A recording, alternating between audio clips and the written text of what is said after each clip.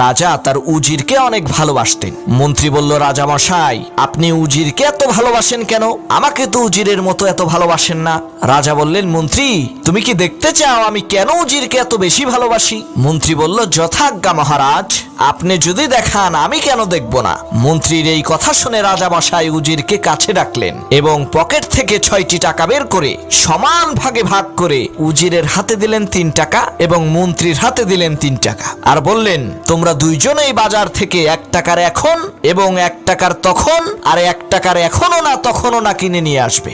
রাজার এই কথা শুনে মন্ত্রী আকাশ থেকে পড়ল। সে বলল, সর্বনাশ, এই ধরনের আজগবি কথা তো আমি জীবনেও শুনি নাই, কিন্তু রাজার আদেশ পালন তো করতেই হবে, কি আর করার। মন্ত্রী বাজারে গেল এবং দোকানদারকে বলল, ভাই, আমাকে একটা এখন আর একটা তখন আর একটা এখনো না তখনও না দাও তো।